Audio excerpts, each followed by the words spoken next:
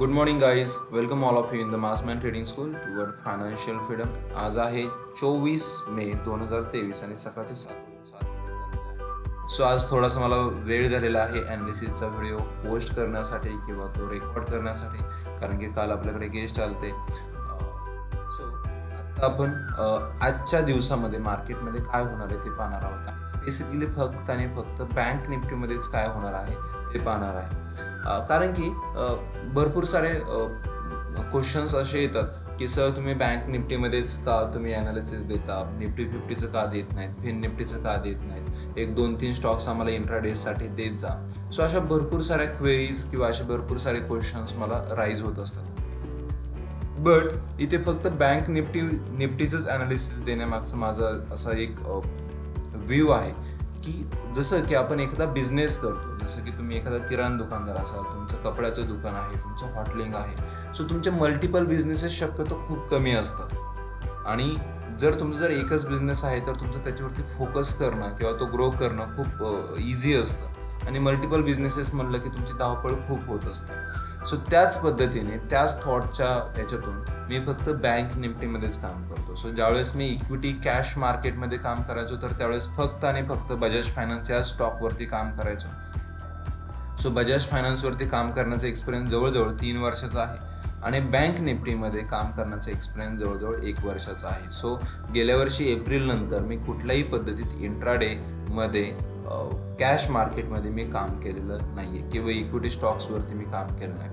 One and only bank Nifty. So याचा benefit काय होतो आपल्याला? सगळ्यात महत्त्वाचं पहिलं म्हणजे तुमची सायकोलॉजी जी आहे किंवा माइंडसेट जो आहे तर तो स्टेबल राहतो आणि तुम्ही एकाच स्ट्रॅटेजीला स्ट्रिक राहता.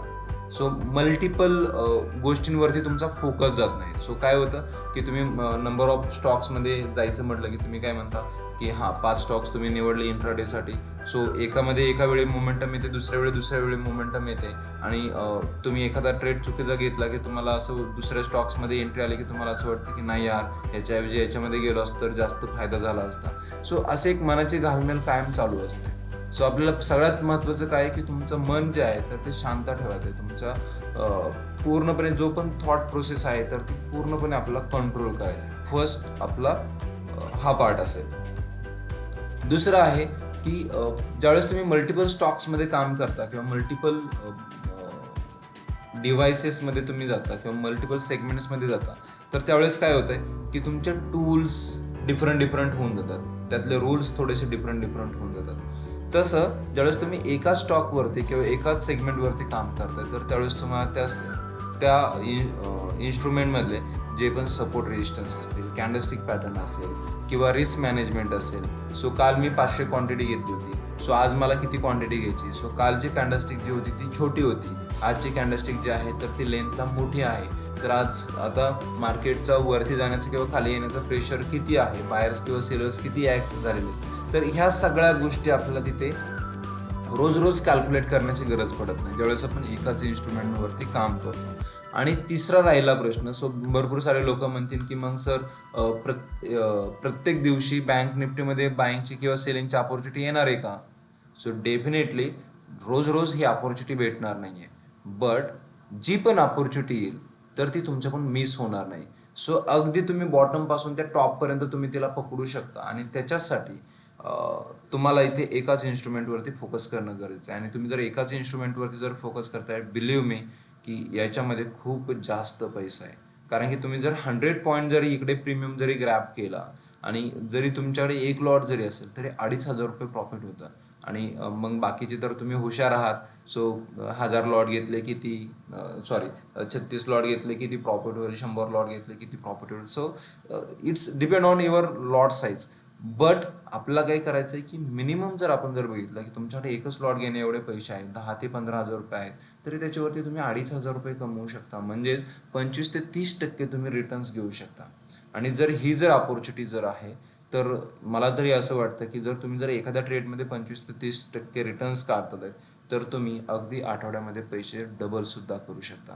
आणि त्याच्यासाठी तुमचा माइंडसेट हा प्रॉपर असणं गरजेचं आहे, एकाच इन्स्ट्रुमेंटवरती काम करणं गरजेचं आहे. आणि म्हणून मी सुद्धा हाच रूल फॉलो करतो आणि ओन अँड ओनली बँक निफ्टीचंच ॲनालिसिस मी ते डेली पोस्ट करत असतो. सो आपण आपल्या अनालिसिसला सुरुवात करूयात. सो मी जातोय ट्रेडिंग व्ह्यूच्या प्लॅटफॉर्मवरती आणि ट्रेडिंग व्ह्यूच्या प्लॅटफॉर्मवरती अनालिसिस करणं खूप इझी जातं. ओके. आणि ट्रेडिंग व्ह्यूचा प्लॅटफॉर्म ऑलरेडी तर अशा पद्धतीने तर आपल्या इथे आहेच, फ्री ऑफ कॉस्टमध्ये आपल्याला तर तो पाहायला भेटतोच. बट याच्यावरती जे इन्स्ट्रुमेंट आहेत किंवा जे टूल्स आहेत, जे वरती आपल्याला लाईन्स दिसतात आहेत किंवा इकडे लेफ्ट साईडला एक टूल बार दिसतोय किंवा राईट साईडला टूल बार दिसतोय, तर हेच सगळं ॲज इट इज आपल्याला धनमध्ये पाहायला भेटतं. जसं की इथे आपण पाहतोय की आपल्या इथे बँक निफ्टीच्या पुढे धन दिसतंय, इथे चार्ट दिसतंय. सो चार्टवरती जर गेला तर तुम्हाला अशा पद्धतीने एक चार्ट ओपन होताना दिसतोय, जो की तुमचा रेग्युलर सगळ्याच प्लॅटफॉर्मवरती सेमच तुम्हाला इथे प्लॅटफॉर्म पाहायला भेटेल. बट इथे धनची खासियत काय आहे की इथे डायरेक्टली ट्रेडिंग व्ह्यूला त्यांनी कनेक्ट केलेलं आहे. सो ज्यावेळेस आपण ट्रेडिंग व्ह्यूवरती जातो तर त्यावेळेस आपल्याला एक वाईड अँगल किंवा वाईड आपल्याला इथे स्क्रीन पाहायला भेटते आणि ह्या स्क्रीनवरती आपण इथे खूप इझिली आपण इथे आपलं जे ॲनालिसिस आहे तर ते करू शकतो. आणि जे पण फुल टाईम ट्रेडर्स आहेत तर ते फुल टाईम ट्रेडर्स फुल ह्या चार्ट्सवरती काम करू शकतात आणि इथे सगळं तुम्हाला इथे एका स्क्रीनवरती पाहायला भेटतं. जसं की तुम्हाला इथे लेफ्ट साईडला काही टूल बार दिसतात आहेत, त्यातलं मी काही शॉर्टकट्स इकडे क्रिएट करून ठेवलेलं आहे, जे की तुम्हाला समोर दिसतात आहेत. इथे बाय सेलचं बटन दिसते, अगदी इथे सुद्धा बाय सेलचं बटन आहे. त्याचबरोबर इथे मल्टिपल लेआउट्स तुम्ही इथे सिलेक्ट करू शकता. जसं की तुम्हाला माहिती की मी इथे 3 लेआउट्स घेत असतो. सो जे एकामध्ये स्पॉट असतो, म्हणजेच बँक निफ्टी आपली इथे पाहायला भेटतो.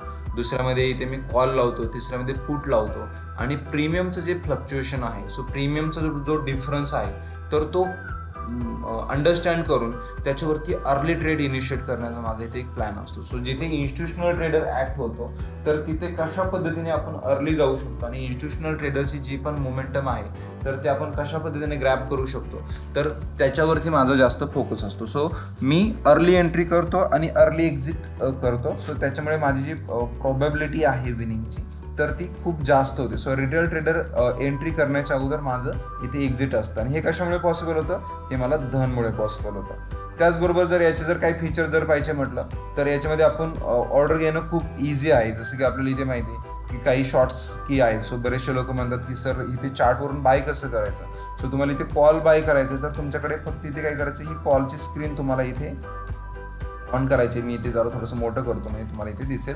सो इथे आपल्याला 44,000चा कॉल दिसतोय.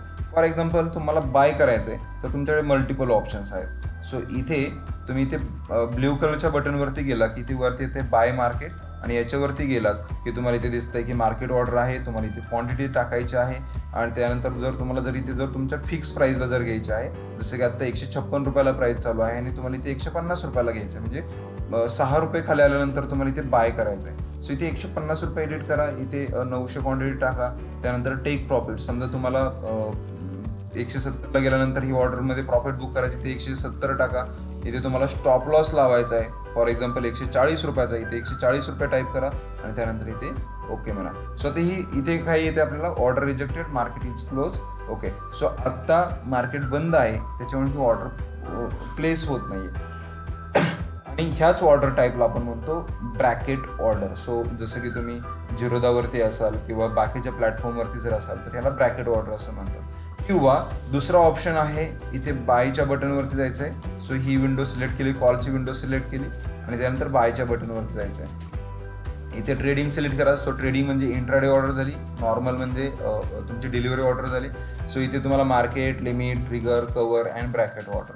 फक्त इथे जर तुम्ही जर ब्रॅकेट ऑर्डर जर चूज जर करताय तर यावेळी तुम्हाला जे पण टार्गेट असणार आहे, समजा आपण इथे 150 रुपये आपण घेतलं होतं. सो आणि इथे टार्गेट आपण 170 घेतलं होतं. सो 170 आणि 150 मधला डिफरन्स आहे 20 रुपये. सो हा डिफरन्स आपल्या इथे टाकायचा, फक्त 20 रुपये. आणि खाली आपण स्टॉप लॉस दिलं तर 140. सो 140 आणि 150 मधला डिफरन्स आहे 10 रुपये. सो हे 10 रुपये इथे प्लेस करा आणि त्यानंतर इथे लॉट. सो इथे आता लॉटमध्ये तुम्हाला क्वांटिटी द्यायची. जसं की इकडच्या ऑर्डर टाईपमध्ये मी 900 क्वांटिटी प्लेस केलं, तसं इथे आता तुम्हाला जर 900 क्वांटिटी जर टाकायची आहे तर तुम्हाला 36 लॉट टाकावं लागेल आणि इथे ज्यावेळेस 36 टाकलं तर इथे क्वांटिटी 900 येते. याच्यामध्ये तुम्हाला टोटल मार्जिन किती लागणार ते पण तुम्हाला इथे कळते आता. सो 1,35,000 तुम्हाला मार्जिन लागते आणि तुमच्याकडे अवेलेबल मार्जिन आहे 9,14,000 रुपये. सो अशा पद्धतीने तुम्ही ते इथून सुद्धा ऑर्डर टाकू शकता. सो इथे पण सेम आपल्याला एरर येते. So order entry error, market is close आणि बाकी आफ्टर मार्केट ऑर्डर कशी टाकायची तर त्यासाठी आपल्याला तिथे प्रोसेस विचारत आहे. सो हे झालं आपलं बेसिकली हे धनचे काही काय म्हणूयात आपण ॲडव्हान्टेजेस किंवा काही टूल्स की ज्याच्या बेसवर आपण खूप इमिजिएटली फक्त इथेच ट्रेड करू शकतो. आता जाऊयात आपल्या बँक निफ्टी ॲनालिसिसकडे. आणि बँक निफ्टी ॲनालिसिसमध्ये काल मी सांगितल्याप्रमाणे 2080चा जो पण फॉर्म्युला होता तर तो मॅच झालेला आहे. सो काल मार्केटने काय केलं की माझं एक्सपेक्टेशन होतं की मार्केट वरती जाण्याची जी प्रोबॅबिलिटी आहे तर ती 20% आहे असं मी म्हटलं होतं. आणि मार्केट खाली येण्याची प्रोबॅबिलिटी जी आहे तर ती 80% आहे. आणि मार्केटनी आपलं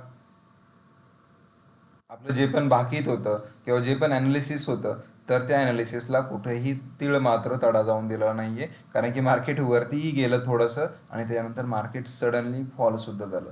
आता याच्यामध्ये मी काल सांगितलं की आपल्याला एकतर कॉल सेल करायचा आहे किंवा पुट बाय करायचा आहे. सो ज्या पण लोकांनी कॉल सेल केला असेल त्यांना पूर्णपणे प्रीमियम भेटला असेल. आणि ज्या पण लोकांनी पुट बाय केलं असेल सो याच्यामध्ये पहिला स्टॉप लॉस इथे हिट झाला असेल, दुसरा स्टॉप लॉस हिट इथे झाला असेल. सो आपण इथे मार्क करूयात. सो साधारणतः पुटमध्ये काय काय अडचणी आल्या असतील. सो साधारणतः पहिला स्टॉप लॉस इथे हिट झाला, दुसरा स्टॉप लॉस इथे हिट झाला आणि त्यानंतर तिसरा जो ट्रेड होता तर ह्या तिसऱ्या ट्रेडने तुमचे ह्या दोन्ही पण हे जे दोन्ही पण स्टॉप लॉसेस झालते तर हे स्टॉप लॉसेस पूर्ण कव्हर करून तुम्हाला 10 ते 20% आसपास इझिली याच्यामध्ये प्रॉफिट्स दिलेले आहेत. सो अशा पद्धतीने ॲनालिसिसचा आपल्याला एक प्रॉपर इथे एक बेनिफिट भेटतो की आपण कशा पद्धतीने मार्केटमध्ये गेलं पाहिजे. ओके. आणि कॅन्डलस्टिकच का फॉलो केली पाहिजे आणि त्याचबरोबर रूल्स बेस्ड ट्रेडिंगच का केली पाहिजे तर हे आपल्या इथे समजतं.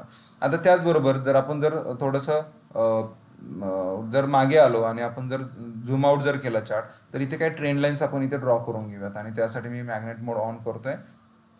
इकडचा बॉटम पकडला आणि इकडचा सेकंड बॉटम पकडला तर आपल्याला इथे काय दिसतंय. सो मार्केट काल कुठे स्टॉप झालं, मार्केटने कुठं पॉज घेतला, एक्झॅक्टली ट्रेंड लाईनवरती घेतला. आणि त्याच्यामुळे सायंटिफिकली ट्रेंड लाईन ड्रॉ करता येणं महत्त्वाचं आहे. सो हा झाला एक व्ह्यू, फर्स्ट व्ह्यू. आता सेकंड व्ह्यूमध्ये आपण जाऊयात. आणि सेकंड व्ह्यूसाठी मी काय करतोय, इथे अनदर ट्रेंड लाईन ड्रॉ करतोय. आणि त्यासाठी मी इकडचा टॉप पकडला, मॅग्नेट मोड ऑन करतोय मी. आणि ओके. सो पुन्हा एकदा ट्रेंड लाईन ड्रॉ करतोय. त्याच्यानंतर इकडचा टॉप पकडतोय.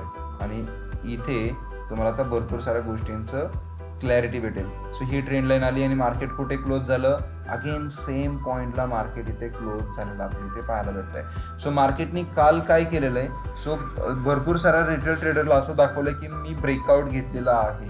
सो मी ब्रेकआउट घेतलेला आहे आणि मी इथून असं सण वरती जाणार आहे. बट मार्केटने इथेच काय केलेलं आहे की पूर्णपणे बायर जे होते तर त्या सर्व बायर्सला ट्रॅप केलेलं आहे. आणि ते ट्रॅप कसं केलेलं आहे त्यासाठी जस्ट सिम्पल मी इथे एक ड्रॉइंग करतो. सो इथून एक असे काय झालेलं आहे, इथे एक एक्सपांडिंग फेज पॅटर्न क्रिएट झालेला आपल्याला इथे पाहायला भेटतोय. सो हे असं आहे. सो अशा पद्धतीने एक चॅनल किंवा एक एक्सपांडिंग वेज पॅटर्न तयार झाला आहे. आणि इथे मार्केटने याचा ब्रेकडाऊन दिला आहे आणि ह्या ब्रेकडाऊनवरतीच एक्झॅक्टली खाली आलेलं आहे. किंवा इथे आपण एक ट्रेंड लाईन ड्रॉ करतोय. सो ही झाली. आणि त्याच्यानंतर ही ट्रेंड लाईन आपण इथे अशा पद्धतीने ड्रॉ केली. आणि इथे काय दिसतंय आपल्याला, सो इथे एक पॅटर्न, वेज पॅटर्न आपल्याला फॉर्म झालेला दिसतोय. आणि ह्या पॅटर्नचा ब्रेकडाऊन झाला आणि इथूनच मार्केट खाली आलेलं आपल्याला इथे पाहायला भेटतं. आणि ते पण किती, अगदी आपल्या रूलनुसार. सो इथे हे पण कन्फर्मेशन आपल्याला इथे परफेक्टली होतं. त्याचबरोबर मी म्हटलं होतं की मार्केटमध्ये एक लेवल इम्पॉर्टंट आहे आणि ती लेवल कोणती, 44,000 आहे. सो इथे एक मी हॉरिझॉन्टल लाईन ड्रॉ करतोय. सो रँडमली ड्रॉ केली, सेटिंग्समध्ये आलो आणि इथे कोऑर्डिनेट्समध्ये जाऊन 44,000 टाकूयात. आणि इथे 44,000वरती आपली इथे एक्झॅक्टली पाहायला भेटत आहे की प्रिव्हियसली मार्केटने इथे रेजिस्टन्स घेतला या ठिकाणी. त्याच्यानंतर मार्केटनी इथे एक रेजिस्टन्स घेतला, मार्केटने इथे ब्रेकआउट दिला. पण नंतरची जी पण बुलिश कॅन्डलस्टिक होती तर ती इमॅच्युअर बनवली. त्यानंतर इथे पण आपण बघतोय की बुलिश कॅन्डलस्टिक बनवली, ती एक इमॅच्युअर बनवली.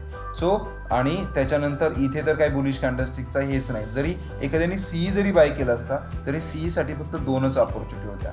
म्हणजेच आपण असं म्हणू शकतो की जर सायंटिफिक वेनी जर गेलो असतो आणि त्यांनी फक्त कॅन्डलस्टिकच्या बेसवरती जर ट्रेड जर घेतले असते तर 2 सीईचे आपले ट्रेड झाले असते आणि 3 पीईचे ट्रेड झाले असते.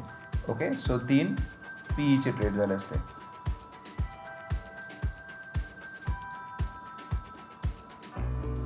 ओके, सो 3 PE चे ट्रेड झाले असते आणि जर हे जर 5 जर ट्रेड जर घेतले असते तर याच्यामध्ये साधारणतः no profit no loss. So अशी एक आपली सिच्युएशन असते कालच्या मार्केटमध्ये. सो आपण इथे पाहतोय की बिगिनर ट्रेडरसाठी कालचं मार्केट हे खूप वर्स्ट होतं. ओके, सो त्याला कुठे बाय करावं आणि कुठे सेल करावं याच्यामध्ये तो पूर्णपणे कन्फ्यूज झाला असता. बट याच्यामध्ये आपण बघतोय की जर सायंटिफिक वेने जर गेलो जर असतो तर मॅक्सिमम आपले 5 ट्रेड झाले असते आणि इथे मॅक्सिममली आपला इथे नो प्रॉफिट नो लॉस असा आपला गेम झाला असता ओव्हरऑल मार्केट पाहिलं तर. आणि जसं की मी कालच्या अनालिसिसमध्ये सांगितलं होतं त्याच्यानुसार जर आपण जर PE साईडला जर गेलो असतो तर आपण इथे 20 ते 25% इझिली प्रॉफिट्समध्ये इथे राहिलो असतो. सो हे झालं कालचं. आता आजच्या मार्केटमध्ये आपल्याला काय करायचं आहे तर ते पाहूयात. सो इथे मी एक ट्रेंड लाईन ड्रॉ केली ती पुन्हा एकदा ट्रेंड लाईन ड्रॉ करतोय. ओके, सो ही ट्रेंड लाईन आपण इथे ड्रॉ केलेली. सो हाच पॉईंट प्रिव्हियस. ओके, सो अशा पद्धतीने ही ट्रेंड लाईन ड्रॉ केलेली. त्याचबरोबर आपण इथे पाहतोय वरच्या साईडने एक ट्रेंड लाईन ड्रॉ करतोय. ओके, सो अशा पद्धतीने इथे ट्रेंड लाईन ड्रॉ केली.